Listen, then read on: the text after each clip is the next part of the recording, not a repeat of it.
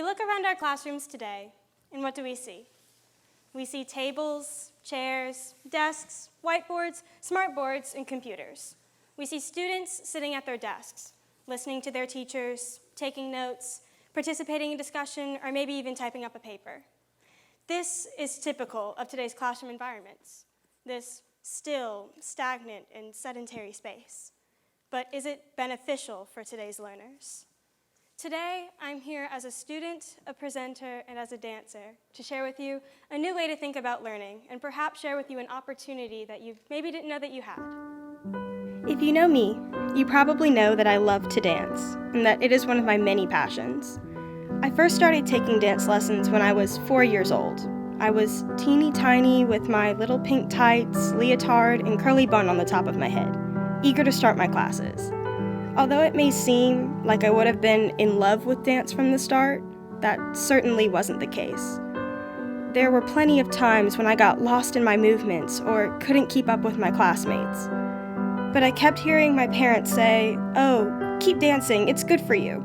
So I listened to them, and I kept pushing through despite my struggles.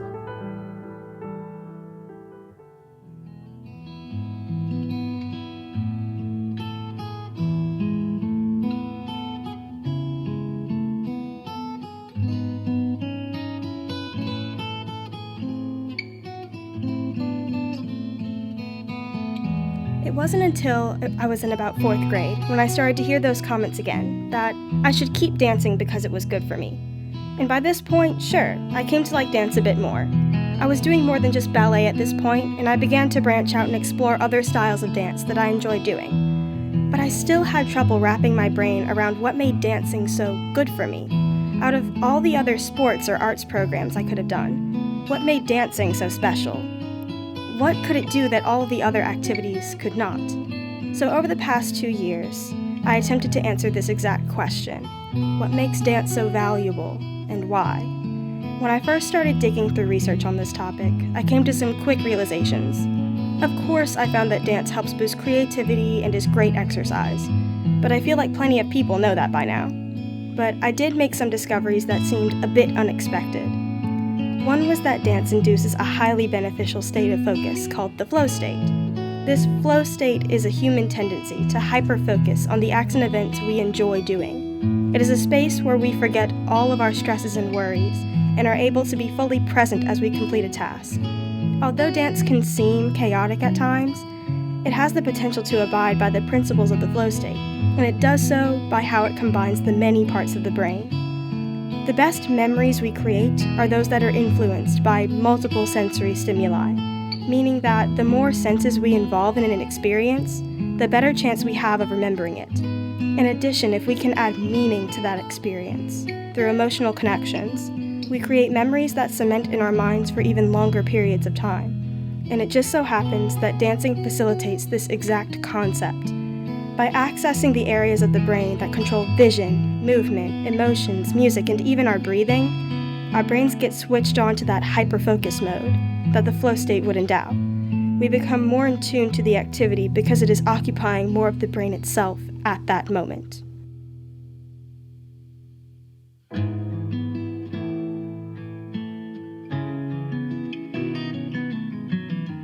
The element of communication is something I did not initially expect to find when researching about dance's benefits either. When we see dancers on a stage, they move together, but somehow still seem independent of each other at the same time. They count the music and do the moves according to their own minds and bodies, but they are still coordinated and precise in what they do. What allows this to happen and what allows communication to be vital when dancing is in the rehearsal process. If you have ever been in a dance class, or for sure have taken dance for as long as I have, it is pretty common knowledge that dance is its own language. Because dancers tend to forget the technical French terminology, we result in coming up with terms like that spinny thing, or the leg section of a dance, or terms that are in gibberish like boom shaka. All of these things make no sense out of context, but in context, they're very useful. What this type of mismatch communication does is it allows us to experiment with how we get information across to others in a bit of a different environment. If we have more access to this sort of experimentation within dance, It is able to help us establish better communication habits over time. We can learn to access the minds of others in a more effective way if we have the chance to play with what communication styles work best in these different environments.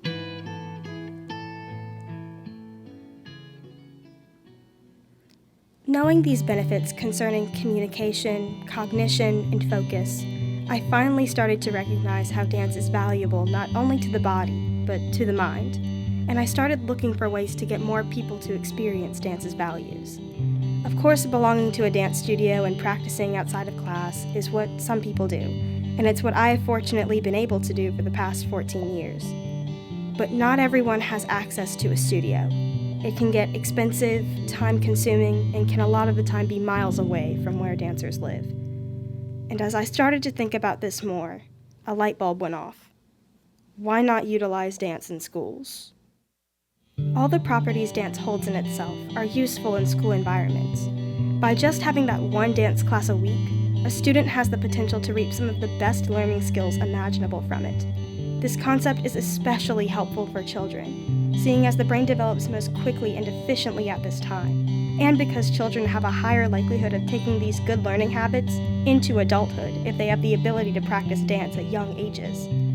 Now, before you say, "I'm not a dancer and I can't do that," my response to you is that yes, you can. The idea that only trained dancers can dance is what has been holding dance back for so long. It is the idea that dance must be perfect that has kept it away from people for a long time, and it is partly why it hasn't been used in school systems in the past. But what we don't realize is that dance is nothing more than movement. It is timed movement at its core. Forget the costumes, mirrors, expensive flooring, and slick back hair. All we need to dance is ourselves, some space, and willingness to try. And when we strip dance down to its core like this, that is when it becomes most valuable. When we have complete and utter freedom to experiment with movement. That is what dance should be. It becomes something we can all do. It becomes fun, it becomes an outlet for creativity, it even becomes joyous.